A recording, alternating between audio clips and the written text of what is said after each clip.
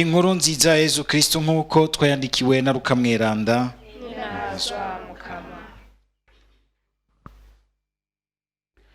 Umunsi umwe umumarayika Gaburiyeli yatumwe n'Imana mu gisagara cy'Ubugarire cyitwa Nazareti ku mwigeme yasabwe n'umuntu yitwa Yosefu mu muryango wa Dawudi. Nyamwigeme nawe yitwa Mariya.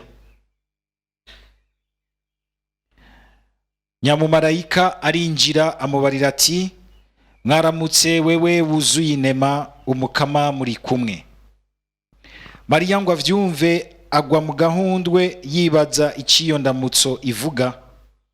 Nyamumarayika yamara aramubwira ati, humura Mariya, warashimwe n'Imana, uza gusama imbanyi uzuye ivyaremwo umuhungu, uzomwita Yesu. Azoba mukuru kandi azokwita umwana w'uwo mwijuru. Umukama Imana azomuha ingoma ya se wiwe Dawudi, azogaba igihugu ca Yakobo imyaka yose, n'inganji yiwe ntizohera. Mariya nawe abaza Nyamumarayika ati, ivyo bizoshoboka bite ko ntari bumenye umugabo?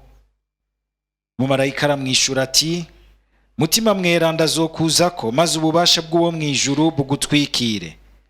Nico gituma uzovyara azoba mweranda kandi akitwa mwene Mana.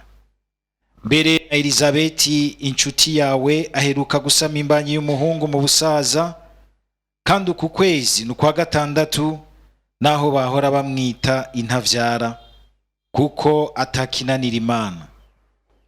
Mariya ati, jewe ndi umusavyi w'umukama, nibimbere uko bivuze. Nyamumarayika aca arigira. Ni ijambo ry'umukama.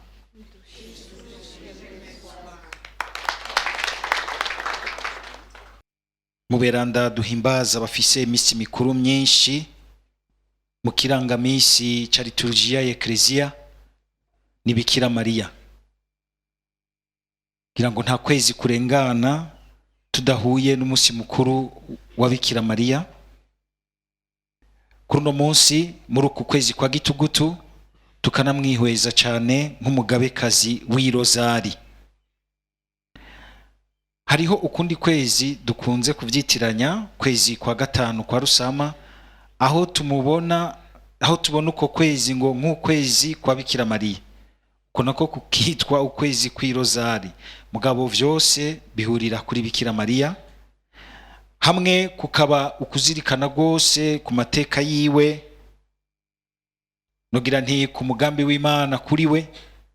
Ariko uku kwezi kw'icumi kugasa nk'ukuza kuhira kudutumira yuko uwo twabonye Imana ifise ko amateka nk'ayo, Imana ifise ko umugambi nk'uyo ntasanzwe, n'umuntu Imana yashimye gucako kugira ngo ishike hano ku isi, icudike n'isi koko kandi ishike bushike, ukamenga hamwe yahoze ivugira mu bahanuzi ikabona ko bidashitsa neza icishaka gushikira umuntu, igateba yonyene igashika hano ku isi, ariko n'ubundi iciye kuwo yateguye, iciye ku muntu yitwa Bikira Mariya.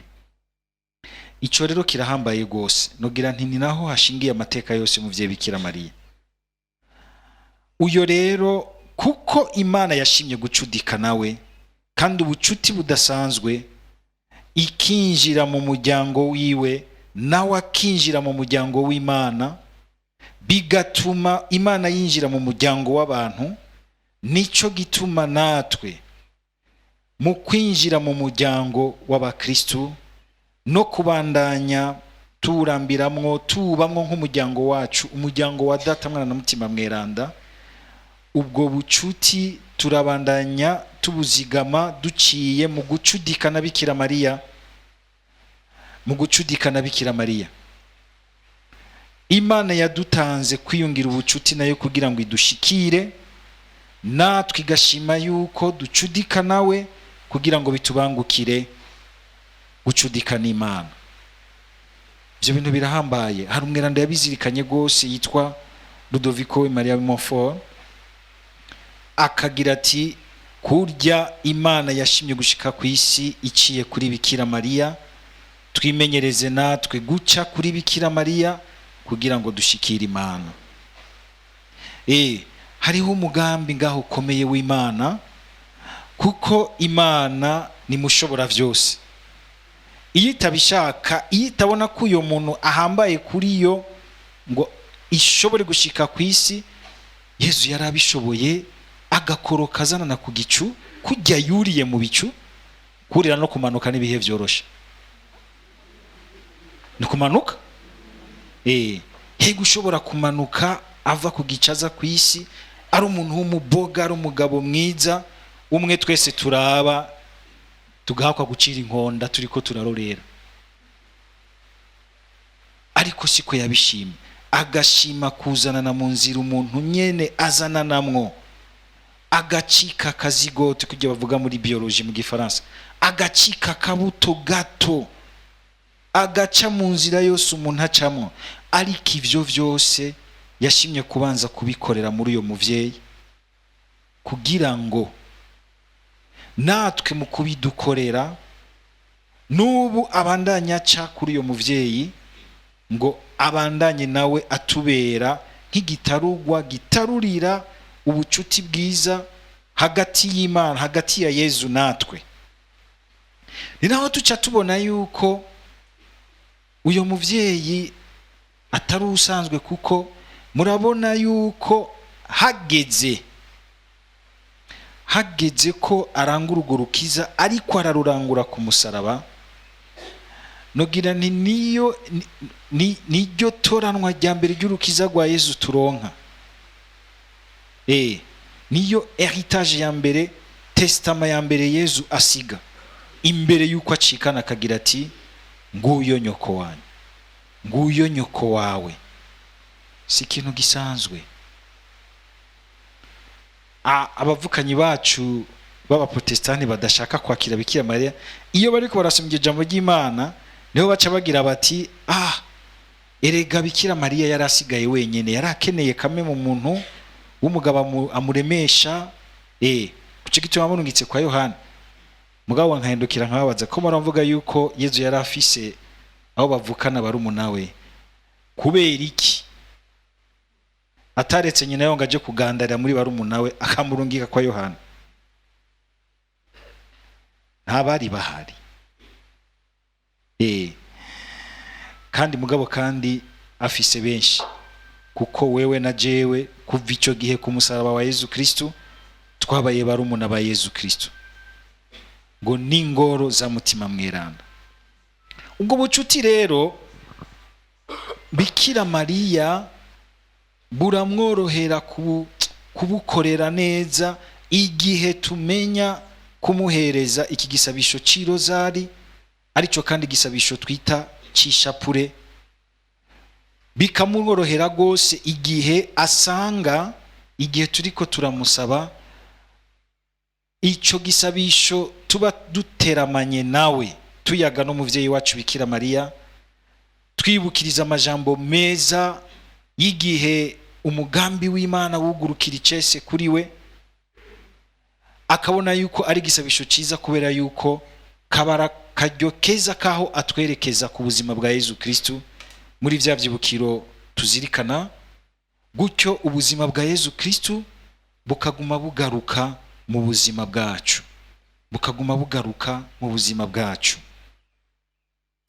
Kusamirizi niho rimwe rimwe tuko turazirikana igisabisho c'ishapure, duherezwa c'ishapure tuza turazirikana ijambo ryo ku munsi, tugasaba Bikira Mariya ngo adufashe kuginjiramwo no kugerageza kurigendera. Yesu yarazi neza yuko kuzigama ubucuti bwacu nawe, kuzigama urukiza yereko turangera ku musaraba ko bitotworoheye turi twenyene, araheza agira ati nguyo nyoko wawe azagufasha, niwe azogufasha, ntushobora kugwitwaza wenyene ngo bishobore. Nugira nti rero uku kwezi kw'icumi ariko kw'irozari duheza tugahimbaza Bikira Mariya nk'umugabekazi w'irozari, dusabe inema y'ugucudika neza na Bikira Mariya, y'ugucudika neza na Bikira Mariya, kuko nkuko tumaze kubiganira kenshi birashika ugasanga turahuba gose kuri Bikira Mariya kuko tugomba bagira nti kumufata ukutariko. Hariho guhuba kw'abaprotestani, hariho no guhuba kw'abakatolika bamwe bamwe. Hari uguhuba kw'abaprotestani usanga bamwiyama batamushaka, ugasanga mbere hamwe bariko ngo barirukana amashetani ya Bikira Mariya, guchasser les esprits de Marie. Sinzi ko murumva inyigisho twige dukunze kuba hano ku Nsamirizi y'umuntu yitwa Silwan Ponga, yahoze ari umu panekotiste umwe nyene rero yazigiye gose, yumvise Bikira Mariya ibyo aciruhanda agenda ararandagura. Hari igihe mbere hari abavukanyi bacu b'abaprotestani bumvise Bikira Mariya umenga bafashwe n'ibisazi, ariko arirukana les esprits de Marie gwaka kumubwira uti ubwo nta maesprit ahubwo mabi ari muri wewe. Comment est-ce que tu chasses la mère de Dieu vraiment? Yakuvyariye umukiza. Ndibuka rimwe turiko twari tuduze mu butumwa ruguru, hama duhari ifite umuntu ngaha aha kuri Gare du Nord, nitwamenya ko ari umuprotestant, twari kubimenya ari uko dutanguye gutera ishapure. Yaratubwiye aza gushika, dutanguye gutera ishapure acagira ati nimunshikane ngaho ndashitse. Wowe watubwiye gushika hari imbere, ca tubona ko ahunze ishapure.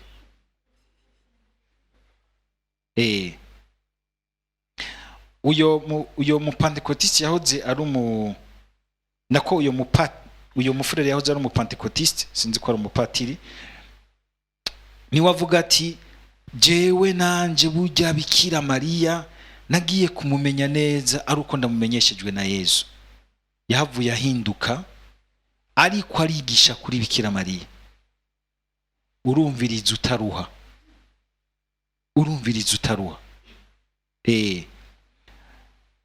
Bikira Mariya kandi iciza ciwe mu gisabisho c'irozari nuko kujya kuntu tumubona ari mu buzima bwa Yesu mu gacerere, arakora ibintu muco twita mu gifaransa la discrétion mu mitima yacu, utumva atera urwamo, mbere ukabona umenga ico gisabisho kiratangaje. Bamwe bakanagikengera akavuga bati ni gisabisho c'abakecuru baguma basubiramwe ibintu batumva ibyo basubiramo. Cabugufi ngo kubera tuguma dusubiramwo bakaza baracokoza ngo tse Mariya. Ayo majambo arakomeye. Hari igiye kubivuga gutyo tutibuka ko ari amajambo akomeye yaje ava ku ntebe y'Imana, amajambo Imana nyine yaramukijemwo Bikira Mariya. Mwavyumvise muri iki gisomo, n'amajambo nyene Imana yakoresheje ikaramutsamwo Bikira Mariya iciye marayika Gaburiyeli. Imana imuhaye mishuti ntwari kumwe abarundi tuvuga ngo ijambo nije nako ngo umunwa nije ngo ariko ijambo Imana ikitiza umunwa w'umarayika Gaburiyeli ariko ije kuramutsa Bikira Mariya. Amajambo nyene Imana yaramukije ngo Bikira Mariya, ugacuzura yaridikiriza uvuga ngo tse Mariya. Ntiwugare gose, geza ngaho.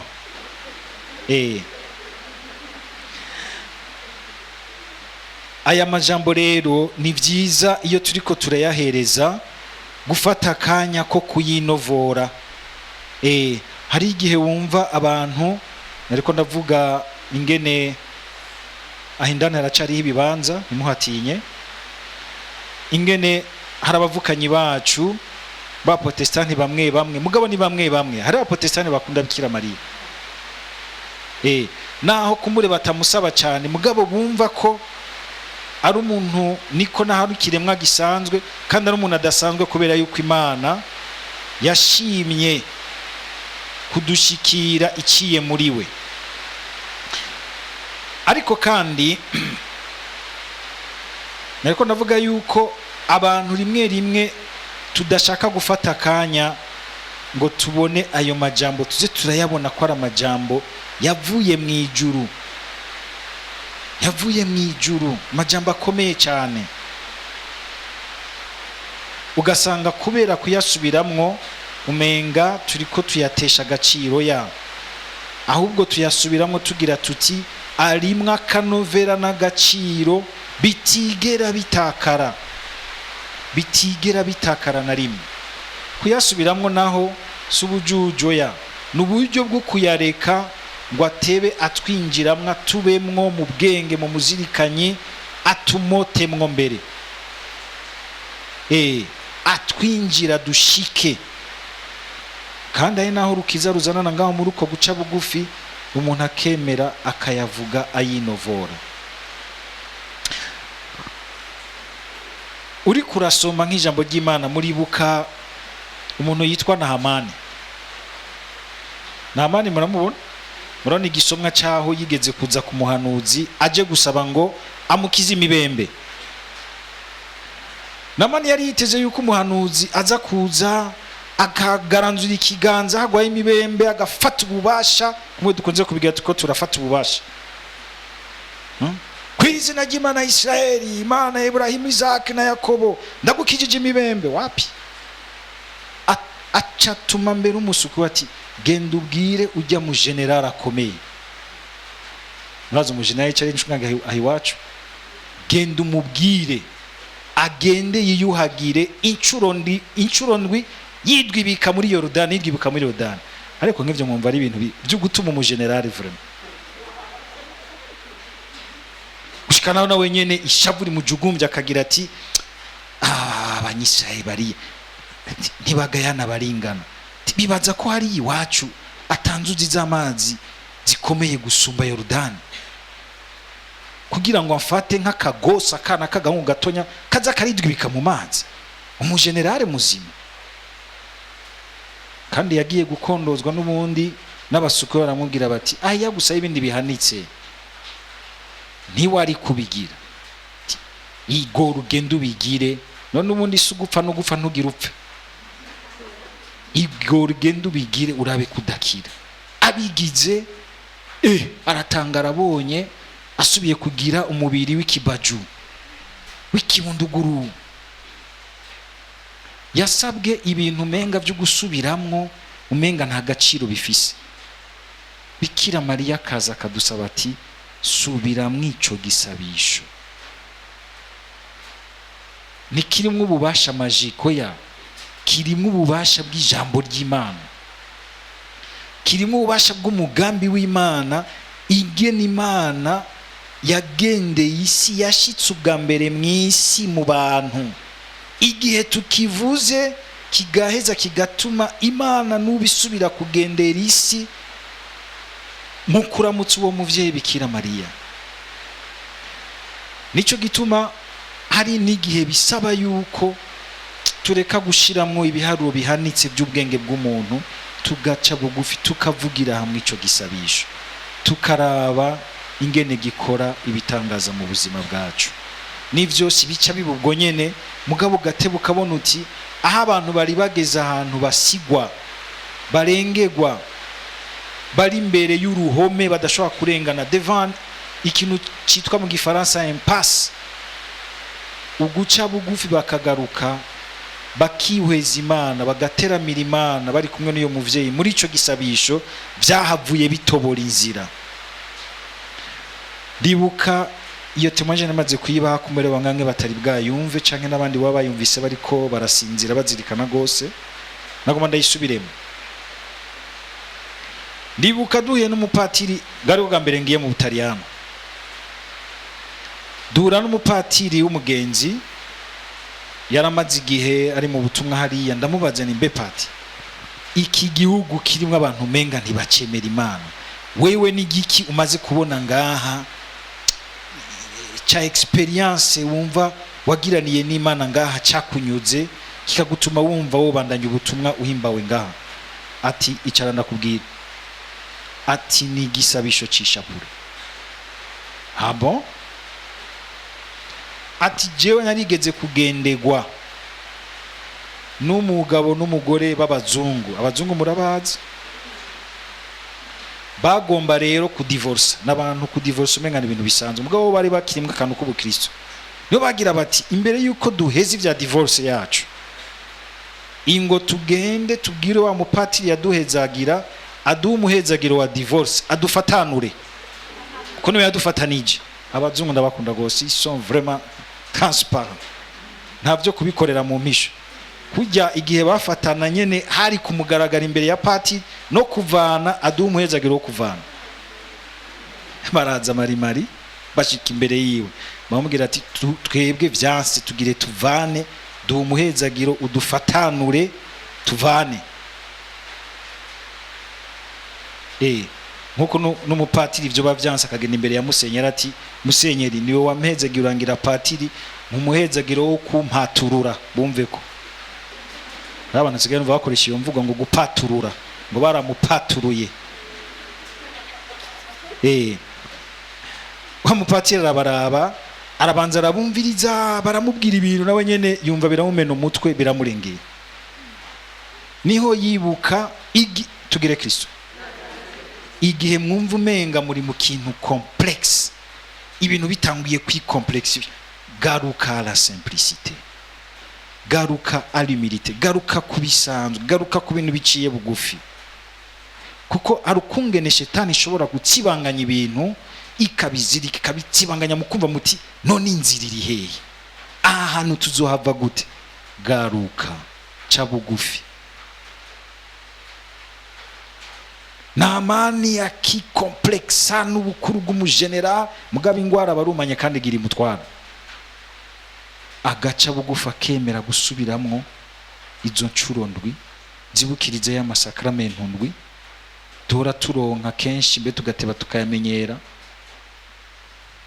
Bikira Mana akagira ati subiramwo cyo gisabisha incuro 10, vugisha pure yose, genda mu muryango iwanyu mutangure kuyivuga, mwuguruye umutima mwese murondeza inyishu ku Mana, murabe zandyane ziri hagati yawe wa mugabo n'umugore mugire musambure. Ubona ko abarundi muzi gusamburiramwo mukaviranamwo, genda musye muyitangure, ibintu bizojyoha mutangare. Uwo mpati niho amaze kubumviriza yumva bimusize aragaruka nawe nyene aribuka ati reka tweye kwimena umutwe, akira ishapure. Arabasaba ati munkundire muve kuvyo mwagirizanya, mufate ishapure mutangure kuyivuga murabana mu maso. Ntabasavye ikintu kigoye. Mugabo baremeragira bati ko ari patire bivuze reka tukigerageze. Umunsi agati nihahera iminsi 10 muzogaruka,